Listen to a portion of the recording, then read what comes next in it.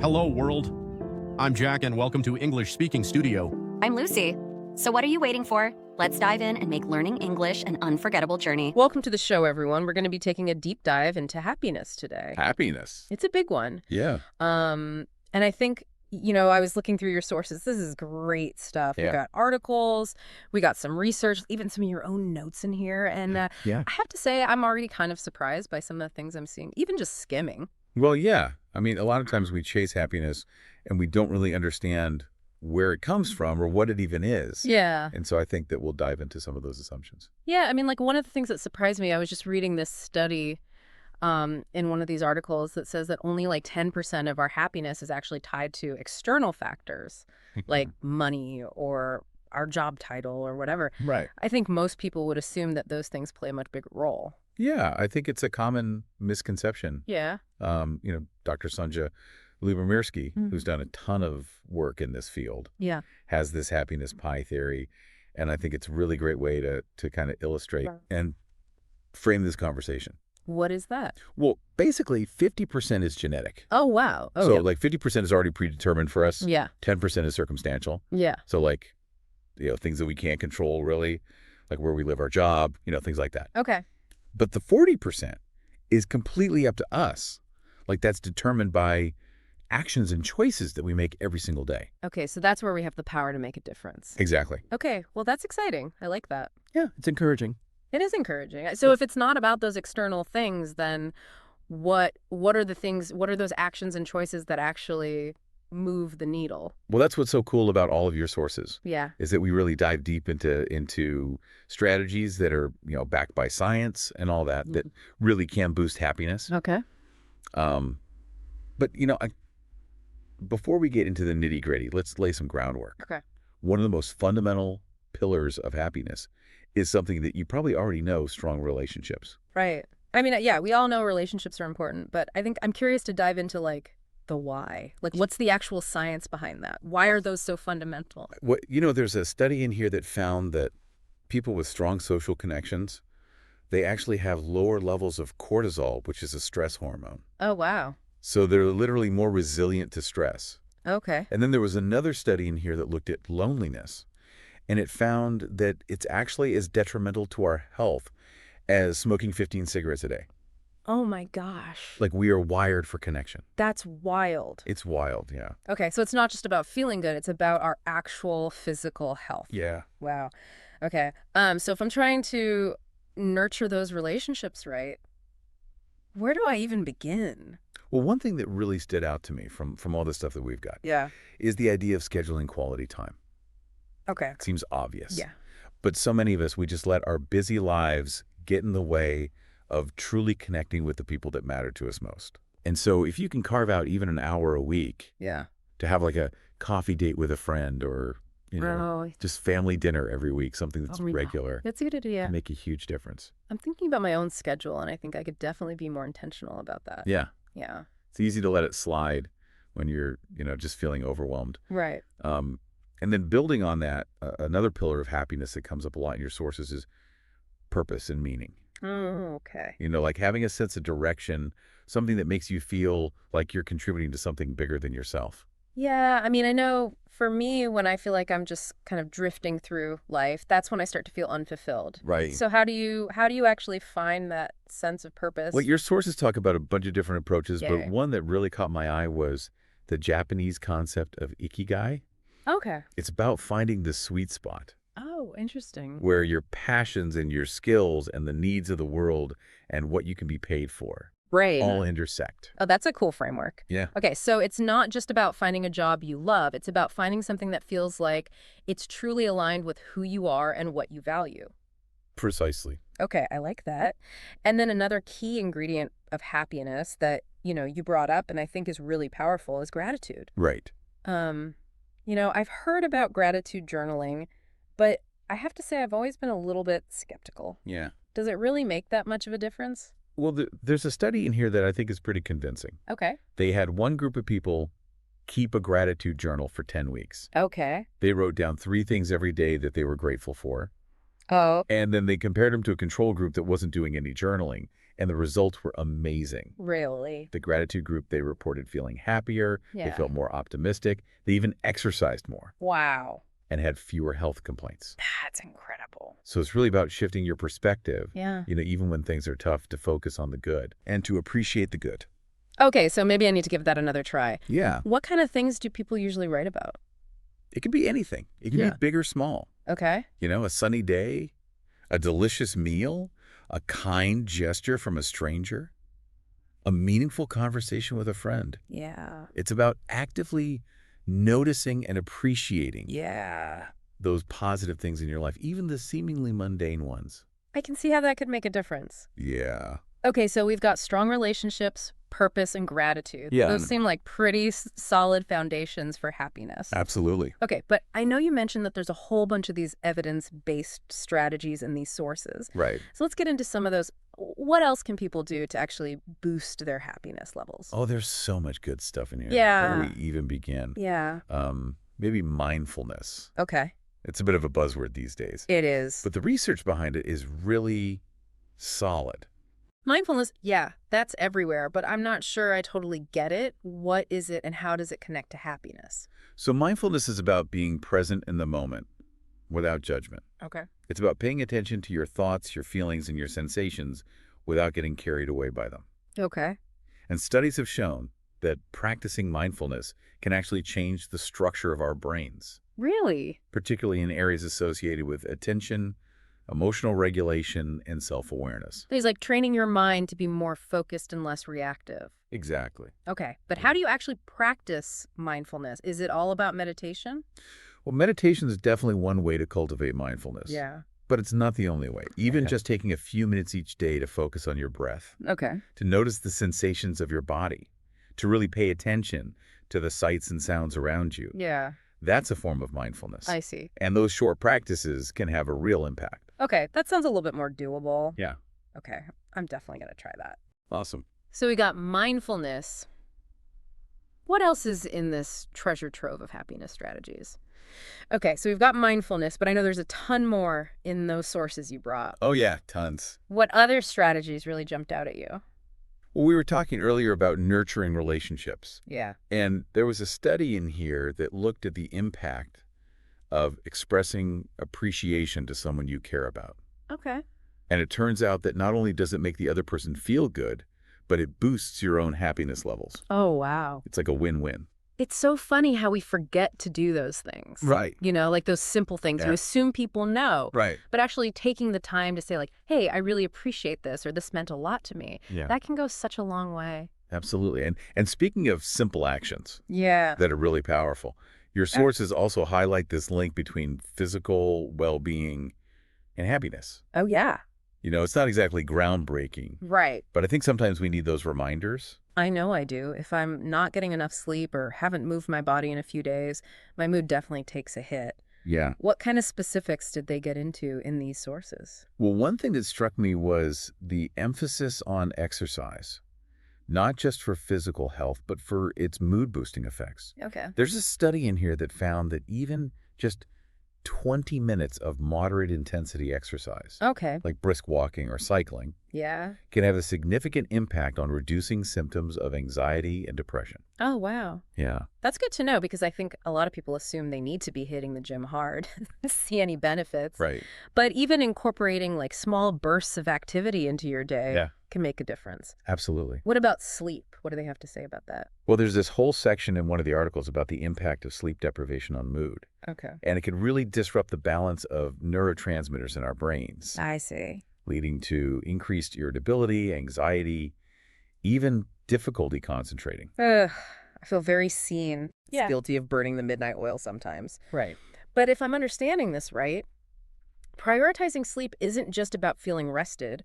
It's actually crucial for regulating our emotions and maintaining a positive outlook. Yeah, exactly. Wow. And the good news is even small changes to your sleep habits can make a big difference. Okay. Like establishing a consistent sleep schedule, creating a relaxing bedtime routine, Okay.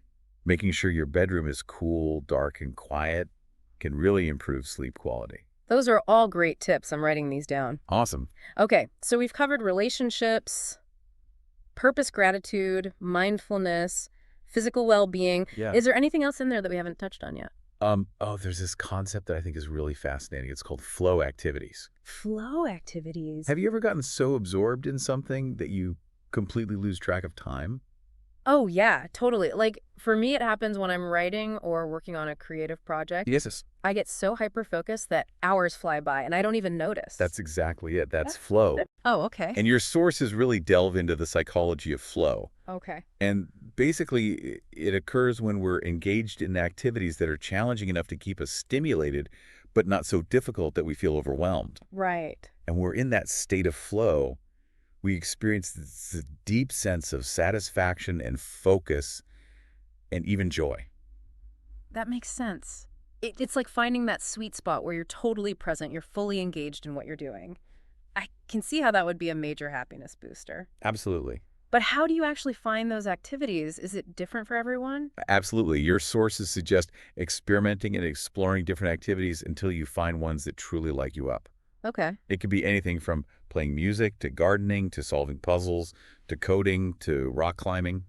Wow. Runs the gamut. Okay, so it's not just about finding something you're good at, it's about finding something that truly captivates your attention and makes you feel fully alive. That's a great way to put it. And I think it's also important to note that flow activities aren't always easy or comfortable. They often involve pushing ourselves outside of our comfort zones and embracing challenges. I see. But it's that feeling of accomplishment and growth that comes with mastering a new skill or tackling a difficult problem that makes flow states so rewarding. That's a good reminder. It's not always about seeking ease and comfort. Sometimes it's about embracing those challenges that help us grow. Right. Okay. Now, speaking of challenges, Yeah. I think it's worth addressing something that comes up a lot in your sources, the impact of social media on happiness. Oh, yeah. In a world where we're constantly bombarded with images of seemingly perfect lives, Right. it's so easy to fall into that comparison trap. Tell me about it. I'm definitely guilty of scrolling through Instagram and feeling envious of other people's perfectly curated feeds. Right. It's hard to remember that it's not always a true reflection of reality. Exactly. Your sources really emphasize the importance of being mindful of the content that we're consuming on social media. If certain accounts or types of posts consistently make us feel bad about ourselves, it might be time to unfollow or mute them. I like that. Yeah. It's about taking control Right. and being intentional about what we're letting into our minds. Exactly. Well, even when we're aware of the pitfalls of social media, it can still be hard to resist those comparisons. What else can we do? Your sources suggest focusing on our own personal growth and progress. Okay. It's about celebrating our own accomplishments, Yeah.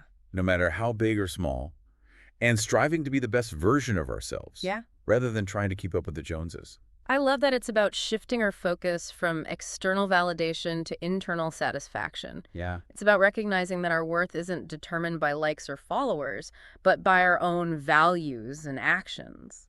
Exactly. And that brings us to another fascinating theme that emerges from your sources: global perspectives on happiness. Ooh, that's interesting. Yeah. Did you know that different cultures have very different ways of approaching and defining happiness? Really? I'd love to hear more about that. Well, one that caught my eye was the Danish concept of hygge. Hygge. Yeah, it's often translated as coziness, Okay. but it's really more than that. It's about creating a warm, inviting atmosphere and enjoying the simple pleasures of life with loved ones. Oh, that sounds so nice. Yeah. Yeah, I love that. Think candlelight, warm blankets, good food, meaningful conversations. Oh, yeah. I could use some more of that in my life. I think we all could. Yeah. And then there's Bhutan, which actually measures its national progress based on gross national happiness, Wow. not just economic indicators. That's incredible. Yeah, they prioritize the well-being of their citizens above all else. Wow. And their approach considers factors like psychological well-being, health education, good governance, environmental sustainability. It's like a completely different way of thinking about success. Yeah. It's not just about economic growth. It's about creating a society where people can thrive. Precisely. Are there any other examples? Yeah. Are there any others? One more that I found really inspiring was Ubuntu. Yeah, it's a Nguni Bantu term from Southern Africa. Okay. And it's about recognizing the interconnectedness of humanity I see. and emphasizing the importance of compassion, empathy, and community. Oh, wow. It's often translated as humanity towards others. Oh, I love that. or I am because we are. That's beautiful. Yeah, it's a really beautiful concept. It reminds us that our happiness is intertwined with the well-being of others. Yes. It's not just about individual pursuit. It's about creating a world where everyone can flourish. Exactly. And I think, exploring these diverse cultural perspectives really highlights the richness and complexity of happiness. Yeah. Not a one-size-fits-all concept. Right. What brings one person joy might be completely different for someone else. And that's a good reminder that there's no right way to pursue happiness. It's about finding what works for you, what aligns with your values, and what helps you feel truly alive. Couldn't have said it better myself. And speaking of finding what works, I think it's important to acknowledge that happiness is a journey, not a destination. Right? It's something we cultivate over time. Yeah. And it inevitably involves, ups and downs. Of course. So does that mean that happiness is out of reach when we're facing those difficult times? Not at all. In fact, one of the key elements of cultivating lasting happiness is developing resilience. Okay. That ability to bounce back from adversity and adapt to change. That makes sense. So it's not about avoiding negative emotions altogether, Right. but it's about learning to navigate them in a healthy way. Exactly. Having those tools and strategies to help us cope when things get tough. You got it. And that's where a lot of the strategies that we've talked about already come in. Right. Things like mindfulness, gratitude, strong social connections. Yeah. Those can provide a powerful buffer against stress and hardship. So like building a foundation of well-being that can support us through life's inevitable storms. Exactly. Having those resources to draw on when we need them most. Yeah. And it's important to remember that, happiness is not a fixed state. It's a dynamic and ever-evolving aspect of our human experience. That's a good point, because it's easy to fall into the trap of thinking, if I could just achieve X, then I'll be happy. Right. But the reality is that happiness is an ongoing journey. It's not a final destination. Yeah, it's about finding those moments of joy and contentment amidst the messiness of life. I couldn't agree more. It's about finding joy in the present moment, Yeah. even amidst challenges, Yeah. and embracing the ups and downs that life throws our way. I think that's where having this toolkit of evidence-based strategies like the ones we've been exploring can be really empowering. Absolutely. It's like having those resources to draw on when we need them most. By understanding the science of happiness and applying these practical tips to our daily lives, we can create a ripple effect of positivity, not only for ourselves, but also for those around us. That's what I love about all of this. Yeah. It's not just about individual happiness. It's about creating a more positive and joyful world for everyone. It's amazing, isn't it? Like, we've been talking about all this research on happiness, and it seems like there are so many misconceptions out there. Oh, boy. Like, we tend to think of happiness as this constant state of bliss. Right. But it sounds like the reality is a lot more nuanced than that. Oh, absolutely. Yeah. The sources that you pulled really debunk that myth of perpetual happiness. Yeah. I was reading this one article that compared it to like a wave. Oh. It has its peaks and valleys, it ebbs and flows. Yeah. And I think it's in those natural fluctuations that we actually find a sense of balance and contentment. That makes a lot of sense. It's about embracing the full spectrum of human emotions, Yeah. not just chasing those fleeting moments of euphoria. Exactly. So it's not about being happy all the time. It's about riding the wave. Exactly. And another myth that your sources really tackle is this idea that happiness is solely determined by external factors. Right. Like achieving a certain level of wealth or success or having all the right possessions. Yeah. Oh, yeah. I mean, we touched on this earlier with the happiness pie. Right. But I think it bears repeating. For sure. Because it's so easy to get caught up in that, if I just had this, then I'd be happy mentality. Totally. And what your sources emphasize is that while those external factors might temporarily boost our mood, lasting happiness really comes from within. Right. It's about our mindset, our relationships, our sense of purpose. Yeah. Those internal resources that help us navigate life's inevitable challenges. So it's not about chasing those external achievements. It's about cultivating those inner qualities that contribute to that more sustainable well-being. Exactly. And that brings us to another myth, this idea that happiness is a destination. You arrive at happiness and then you're done. Right. But as we've been talking about, happiness is much more about the journey, isn't it? Yeah, it's about embracing that process of growth and learning and evolution. Exactly. It's about making those small, everyday choices that lead to a more fulfilling life. Beautifully put. But of course, no journey is without its bumps in the road. Right.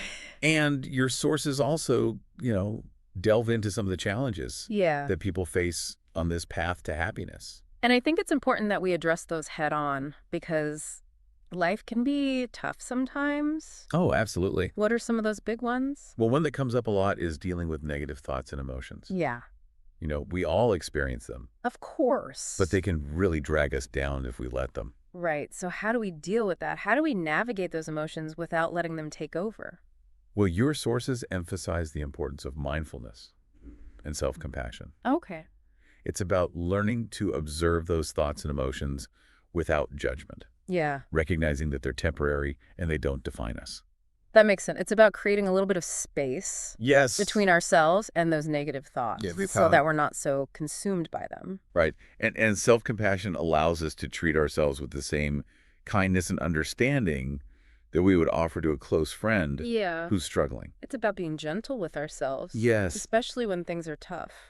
Right. Another challenge that your sources highlight is the comparison trap, Oh. which, as we discussed earlier, can be so difficult Right. to avoid in the age of social media. Yeah, it's so easy to compare our lives to those perfectly curated versions we see online. Right. It's like everyone else is living this perfect, happy life, Right. and we're somehow falling short. And we're doing something wrong. And that's where it's crucial to remember that what we see on social media is often just a highly edited and idealized version of reality. Totally. It's like we're comparing our behind the scenes Exactly. to everyone else's highlight reel. That's a great way to put it. It's not a fair comparison. Not at all. And your sources offer some great tips Yeah. for navigating this challenge. Mhm. One is to be mindful of the accounts that we follow and the content that we consume online. Right. If something consistently makes you feel bad about yourself, Yeah. maybe it's time to unfollow or mute. I love that it's about taking control of our online experience. Yes. Protecting our mental well-being. Absolutely. And another tip is to focus on our own personal growth and progress. Okay. Celebrate your own accomplishments, no matter how big or small, Yeah. and strive to be the best version of yourself rather than constantly comparing yourself to others. It's about shifting our focus from external validation to internal satisfaction. Exactly. Okay, I like that. And then I know another challenge that a lot of people face is this lack of purpose or meaning in their lives. Yeah, that's a big one. When we feel lost or directionless, it can be hard to experience that sense of fulfillment. It really can. How do we even begin to address that? Your sources suggest that it starts with exploring our values, our passions, and our interests. Okay. You know what truly matters to you, Yeah, what lights you up. I like that. It might involve trying new things, volunteering, or simply spending more time doing activities that bring you joy. So it's about taking that time for self-reflection. Yeah, And then taking action to align our lives with what truly matters. exactly. Yeah. But, it's also important to acknowledge that there are times when life throws us really difficult challenges. Right, Grief, loss, trauma, of course. those situations where happiness might feel impossible. Yeah, and those are the times when it feels like all the tips and strategies in the world just don't apply. Right. And in those situations, it's so crucial to be gentle with ourselves. Yeah. And to seek support from loved ones, therapists, support groups. Yeah. Happiness might look different during those times. Yeah. It might not be about feeling joy or excitement, Right. but it might be about finding those moments of peace or connection Yeah. or gratitude amidst the pain. It's recognizing that it's okay to not be okay Yes. and to allow ourselves that time and space to heal. Exactly. And even in the darkest of times, there are still those glimmers of hope and beauty to be found. That's a really beautiful message. Yeah. And I think it's a perfect note to end on. We've covered so much in this deep dive, from the science of happiness Yeah, we have. to practical strategies for boosting our well-being to these global perspectives that broaden our understanding of what it means to live a good life. It's been an amazing conversation. It has. And I hope our listeners, leave with a renewed sense of hope Yeah. and possibility when it comes to their own pursuit of happiness. Me too. And I think the key takeaway here is that happiness isn't something that just happens to us. Right. It's something that we actively cultivate Absolutely. through our choices, our Yeah. habits, our mindset. Yeah, it's a lifelong journey It is. of learning and growing and evolving. And even though there will inevitably be challenges along the way, Oh, for sure. by equipping ourselves with these evidence-based tools and insights, Yeah. we can navigate those bumps in the road with greater resilience Cool. and emerge even stronger. Yes, I love that. It's about embracing the full spectrum of human experience the joys and the sorrows, the triumphs and the setbacks, Right. and finding a sense of peace and contentment within it all. Beautifully said. And I think the most important thing to remember is that happiness is within reach. Absolutely. Keep seeking, keep growing, and keep shining your light. I love that. Well, thank you so much for joining us on this deep dive into happiness. It's been a pleasure. Until next time, stay curious and keep diving deep.